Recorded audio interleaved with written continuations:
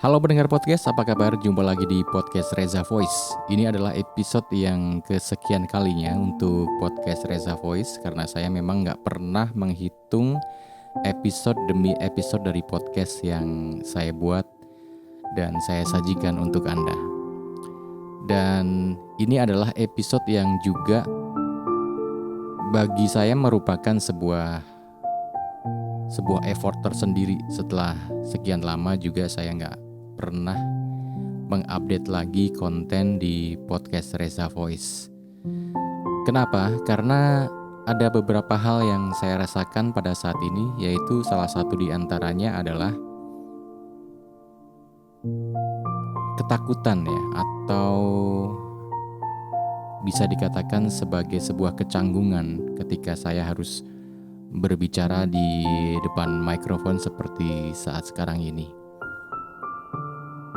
Hal itu mungkin berkaitan dengan apa yang ingin saya sampaikan di sini.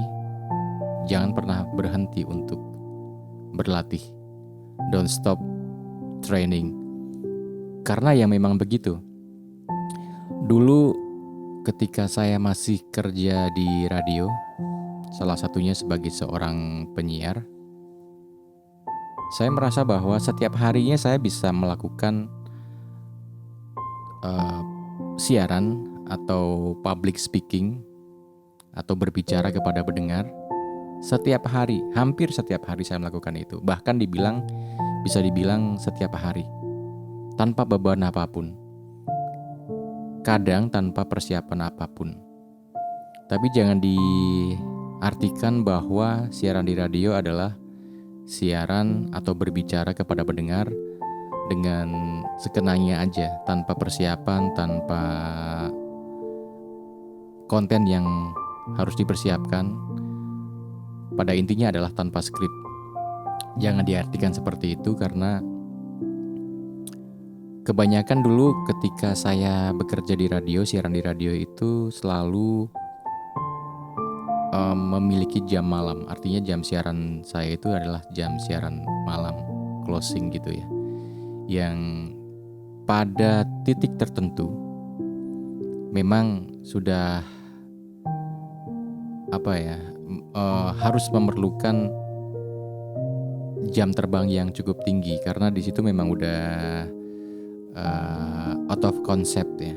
Jadi kalau di bagian-bagian tertentu dalam siaran, misalnya dari pagi sampai sore sampai malam, itu memang ada program-program, dan hampir semua program yang memang harus dikonsep secara matang dari A sampai Z, dari konten, dari style, dari musik, dari segmentasinya dan lain sebagainya. Banyak hal yang menjadi mata rantai pekerjaan pada saat itu.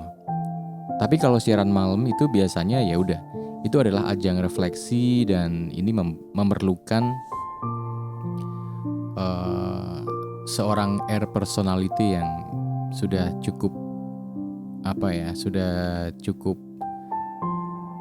punya jam latihan banyak, bukan jam terbang ya. Kalau jam terbang kan kesannya terlalu jumawa gitu ya. Tapi sudah sangat banyak berlatih, atau di dalam bahasa motivasi itu dikatakan sebagai sudah melewati 10.000 jam. Dimana pada saat itu kita bisa ngomongin apa aja, topik apa aja, sepanjang yang kita tahu wawasannya, dengan tertrigger dari beberapa kata aja. Ini mungkin teoritis ya, dan untuk itu saya nggak bakal membahasnya secara panjang lebar. Tapi intinya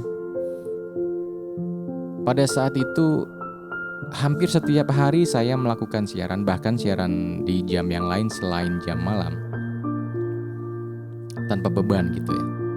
Tapi sekarang ini, setelah terakhir saya berbicara di depan mikrofon untuk siaran itu di tahun 2017 ya kalau nggak salah, di tahun 2017, dan sejak saat itu nggak pernah lagi siaran di radio. Walaupun pekerjaan saya pada saat sekarang ini adalah pekerjaan yang masih berkaitan dengan hal itu. Saya adalah seorang voice over talent yang bekerja secara mandiri melalui beberapa platform freelancer yang di Indonesia ataupun di luar negeri. Dengan demikian juga bahwa gue memiliki klien dari beberapa negara, dari Amerika, United Kingdom, dari Meksiko, dari Asia sendiri, seperti Malaysia, Singapura, Vietnam, kemudian Egypt, Mesir, Jepang juga, China, Hong Kong, sampai ke Venezuela. Dan yang ingin saya katakan di sini bahwa saya masih bergerak di dunia seperti itu, di dunia presenting. Yang lebih spesifik lagi sekarang adalah di dunia voice over talent. Dan mungkin karena lebih dari setahun ini saya bekerja di bidang itu, dan itu artinya saya hanya membacakan skrip orang untuk saya suarakan dan saya berikan ke klien-klien saya itu, sehingga kebiasaan saya untuk berpikir, untuk merangkai kata dengan trigger beberapa kata atau beberapa kalimat, seakan-akan dalam tanda kutip menjadi tumpul atau menjadi menjadi mandul, nggak subur lagi seperti halnya pada saat saya dulu siaran. Penyebabnya apa? Karena mungkin karena selama saya menjadi freelancer itu di dunia voiceover, saya hanya membacakan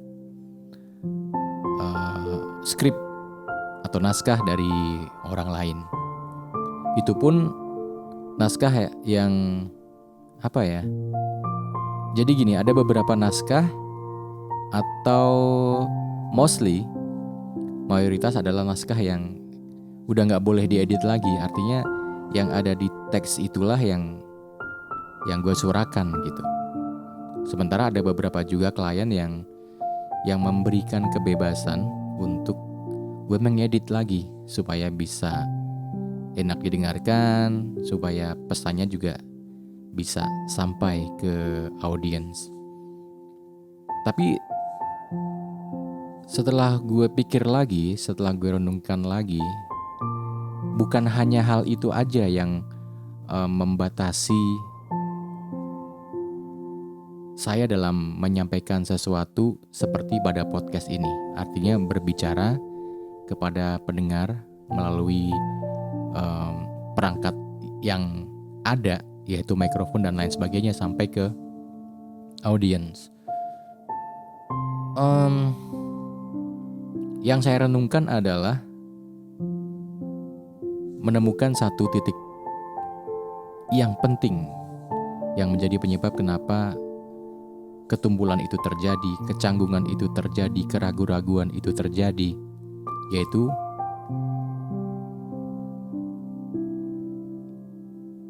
berlatih. Intinya adalah berlatih. Karena dulu saya setiap hari terbiasa melakukan itu, maka ya udah, ketika ada sebuah tema, sebuah topik yang akan dibicarakan, ya saya bisa mengembangkannya dengan sendirinya. Tetapi ketika hal itu nggak pernah lagi dilakukan sekian lama, sekian bulan, atau bahkan dalam hitungan tahun, maka hal itu udah nggak sensitif lagi gitu bagi gue. Dan setelah gue renungkan, ini cukup mengganggu ya, cukup memberikan satu pertanyaan, apakah gue udah nggak sesensitif dulu lagi atau gimana? Tapi ternyata setelah gue renungkan, ya udah, karena gue stop training, berhenti belajar, berhenti berlatih maksud saya. gue perlu memisahkan antara belajar dan berlatih, karena kalau menurut gue hal itu beda dalam makna secara signifikan. Kalau menurut gue, belajar itu adalah kita melakukan sesuatu yang baru dan kita berusaha untuk menjadi bisa.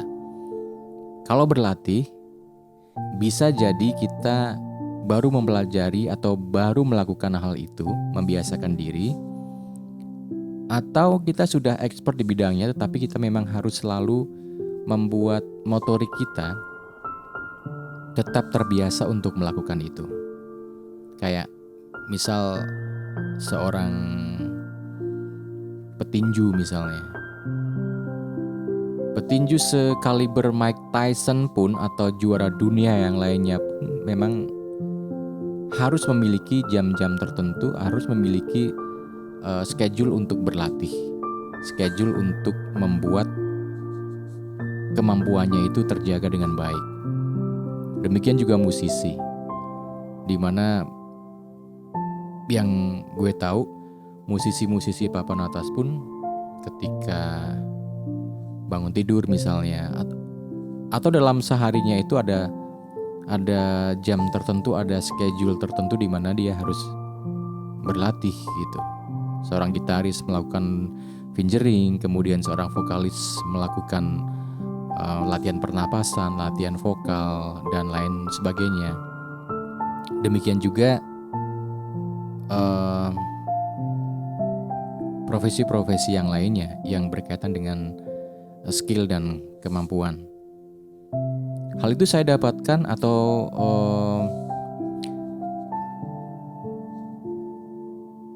saya rasakan sebagai sebuah kesadaran ketika di samping sebagai seorang freelancer di dunia voiceover, saya juga adalah seseorang yang belajar dan berusaha untuk membuat komposisi musik digital melalui digital audio workstation. Saya melakukan hal itu. Ada kalanya dalam satu hari gue bisa menyelesaikan sebuah komposisi musik. Bisa dari pagi sampai malam, atau di siang hari aja atau di malam hari aja.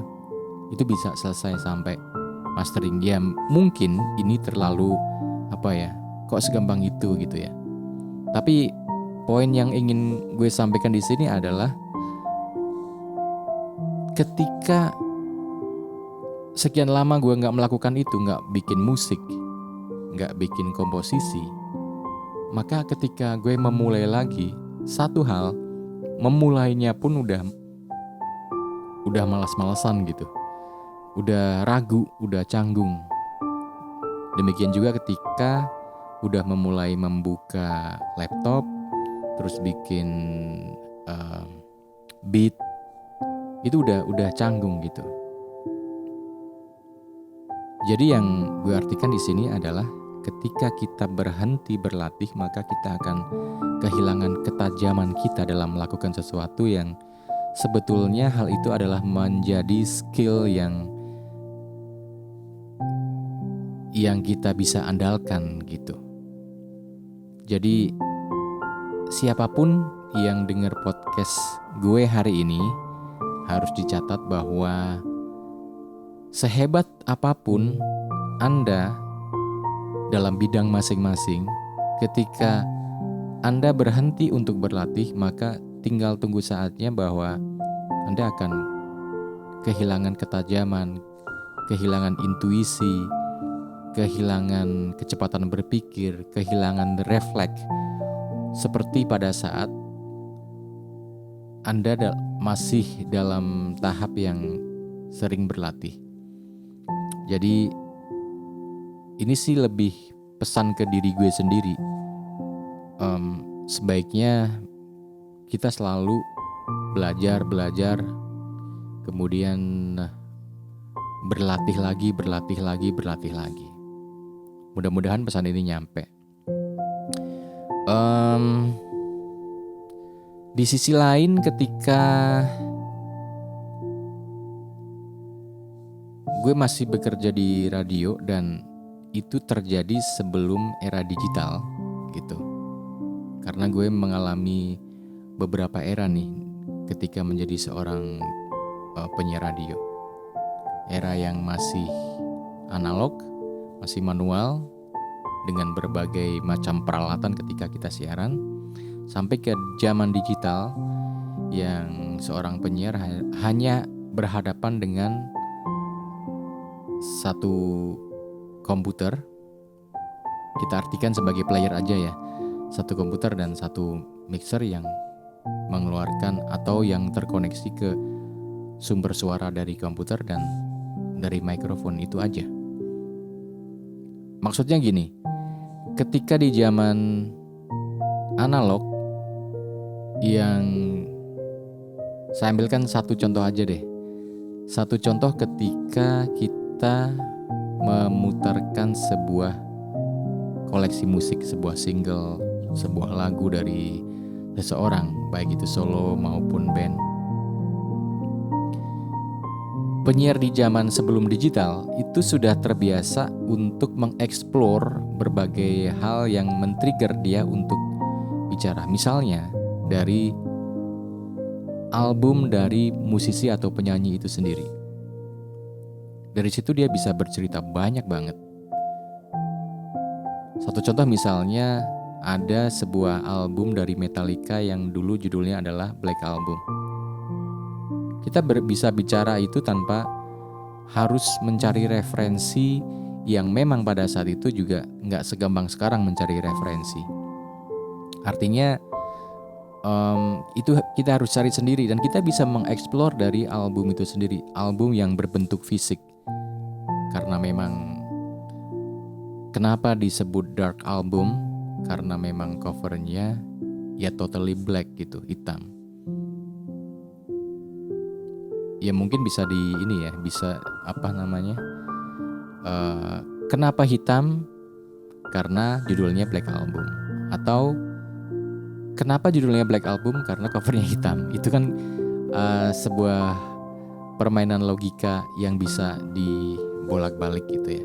Tapi kita tahu bahwa kenapa covernya hitam? Karena ini adalah Black Album.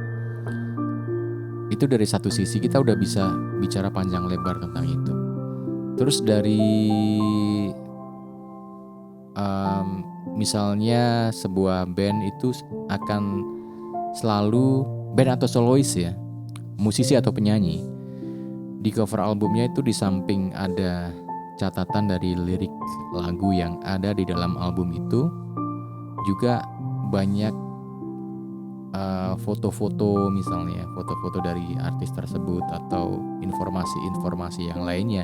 Bahkan kita bisa tahu, bisa cerita bahwa album ini foto-fotonya dibuat oleh fotografer A misalnya, atau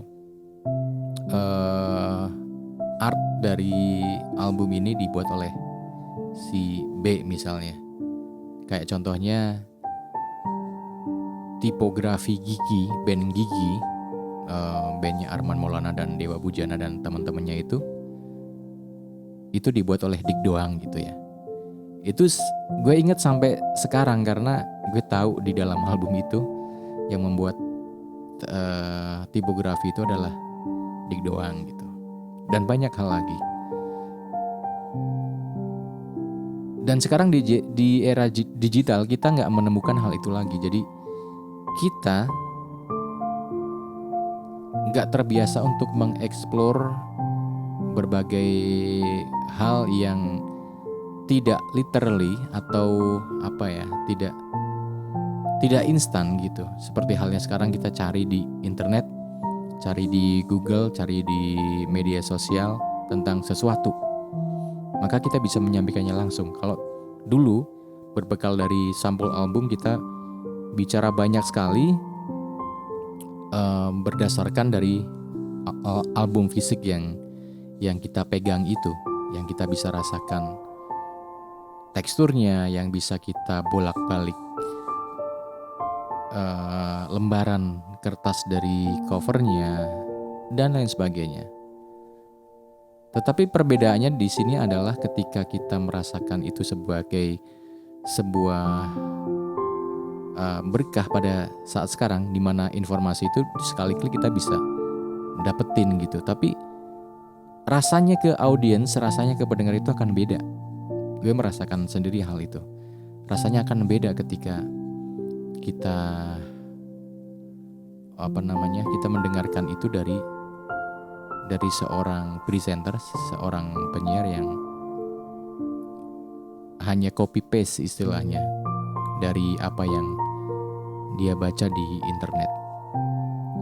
Dan sekali lagi, belum tentu informasi yang ada di internet itu adalah informasi yang benar. Bisa aja informasi yang keliru dan kita terlanjur mengatakannya, menyampaikannya kepada audiens. Menurut gue itu adalah sebuah kekurangan reliability kepada audiens kita. Ya, itulah hal-hal yang membuat kita bisa belajar pada banyak hal yang kita ketahui, dan kita setelah mengetahui, ada baiknya kalau kita menyukai hal itu menjadi bagian dari karakter yang kita miliki. Teruslah untuk berlatih. Jangan sampai kita kehilangan ketajaman intuisi, karakteristik, refleksi, kecepatan berpikir, dan banyak hal lainnya yang menjadi parameter atau menjadi inti dari bagaimana seharusnya kita berlatih. Belajar juga hal yang penting. Mempelajari hal baru adalah juga hal yang penting. Bukan karena kita ingin menguasai sesuatu kadang-kadang, tetapi hanya sekedar ingin membuat otak kita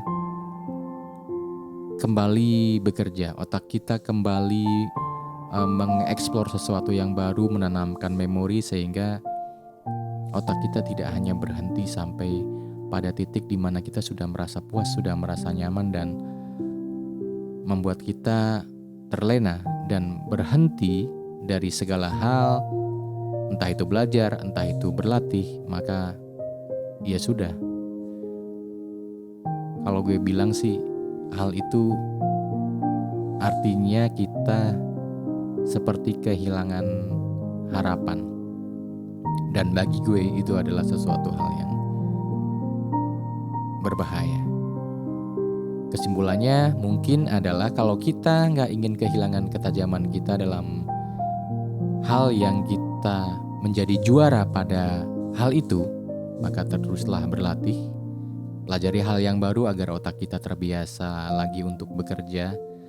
Dan dua hal itu tadi adalah hal yang membuat kita menjadi memiliki harapan. Karena harapan adalah lebih dari segalanya kalau kita ingin terus hidup. Terima kasih yang udah dengerin podcast Reza Voice kali ini. Anda juga bisa dengerin ini di Anchor, di Spotify, di Google Podcast, Apple Podcast, dan beberapa platform podcast lainnya. Dan tentu saja di channel YouTube Reza Voice. Sampai jumpa